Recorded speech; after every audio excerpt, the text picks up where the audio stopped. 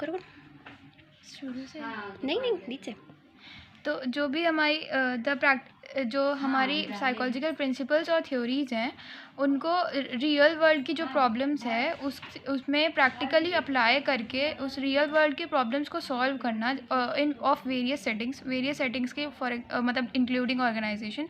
तो ये सारी चीज़ों को सॉल्व करना जो साइकोलॉजिकल प्रिंसिपल्स को अप्लाई करके, वही अप्लाइड साइकोलॉजी होती है। पॉज कर दूँ आगे? पॉज का ऑप्शन नहीं है। तो इसके दो की कंसेप्ट्स होते हैं, प्रॉब्लम सॉल्विंग और इंटरवेंशन। प्रॉब्लम सॉल्विंग क्या होता है? Process of applying psychological insights to address challenges just to solve a problem. मतलब इसमें क्या होता है, इन दोनों में डिफरेंस क्या होगा कि इसमें सिर्फ प्रॉब्लम को सॉल्व किया जाता है, और इंटरवेंशन में क्या होता है कि कोई चीज़ चलती रहती है पर उसको जो आउटकम है उसको एनहेंस किया जाता है।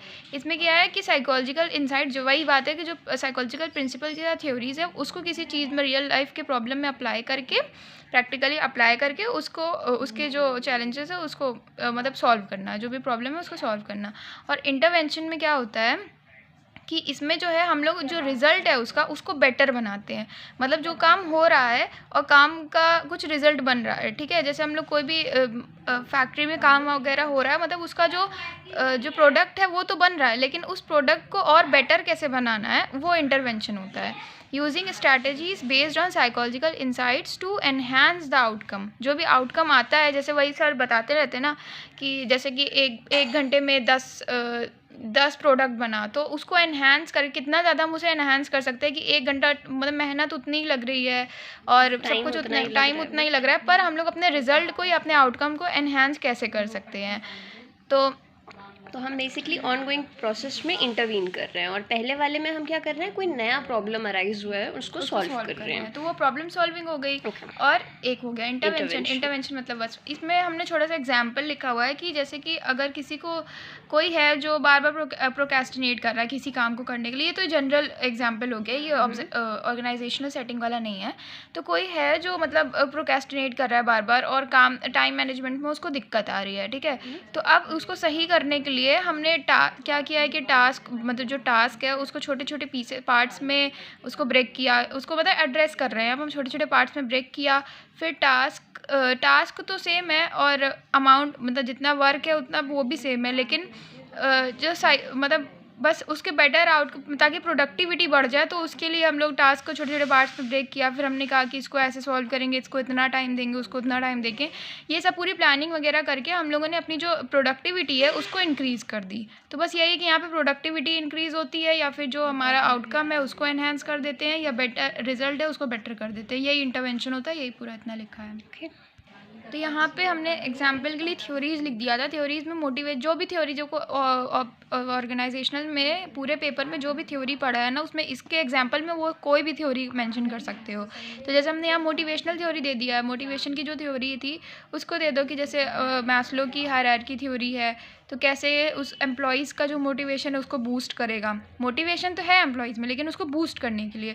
या फिर लीडरशिप थ्योरी है, तो कैसे लीडरशिप स्टाइल्स जैसे कि ट्रांसफॉर्मेशनल लीडरशिप होती है मैनेजमेंट में, ये सबको कैसे इम्प्लीमेंट करना है और कैसे उसका जो हमारा रिज़ल्ट है वो कैसे इन्हेंस होगा, या फिर उस पर क्या अच्छा इफेक्ट डालने के लिए। तो ऐसे कोई भी 2 थ्योरी या कुछ भी ऐसे मेंशन कर सकते हो। पूरे ऑर्गेनाइजेशन में जो भी थ्योरी याद आएगी वो दोनों मेंशन कर सकते हो। थैंक्स।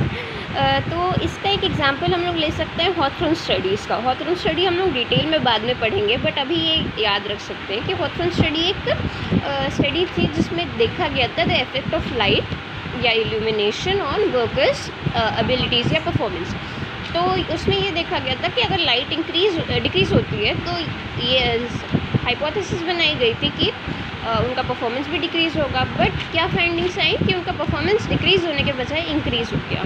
अब इसका प्रैक्टिकल एप्लीकेशन, इसका थ्योरेटिकल तो सबको पता है, बट प्रैक्टिकल एप्लीकेशन क्या होगा कि अब जो मैनेजर्स हैं वो बार बार निकल के देख सकते हैं, अपने केबिन में बैठ के काम करने से अच्छा है कि बार बार जाके वो एटलीस्ट दिन में 2-4 बार तो जाके वो देखें, अपने वर्कर्स को थोड़ा सा सपोर्ट दें, मॉरल सपोर्ट, प्लस वो थोड़ा सा उनको गाइड करें, उन पे नज़र रखें।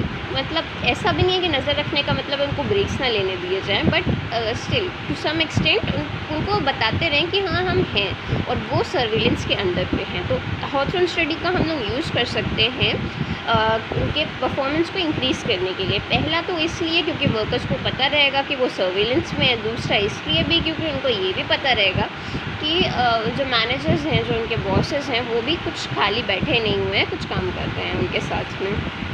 तो ये था हमारा application yes, what do you understand by applied psychology या एप्लीकेशन ऑफ साइकोलॉजी। अब इसमें एप्लीकेशन जो है वो हम सिर्फ ऑर्गेनाइजेशन की फील्ड में भले ही पढ़ रहे हैं, बट अगर क्वेश्चन आया कि application of psychology in different fields, तो उसमें हम क्या लिख सकते हैं? उसमें हम ये बता सकते हैं कि कैसे हेल्थ की फील्ड में, कैसे सोशल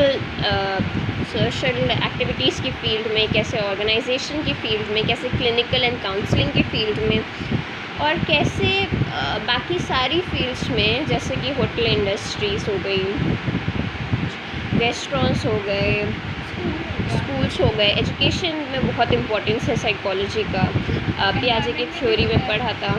एनवायरनमेंट में बहुत चीज़ें हैं, मार्केटिंग में बहुत है।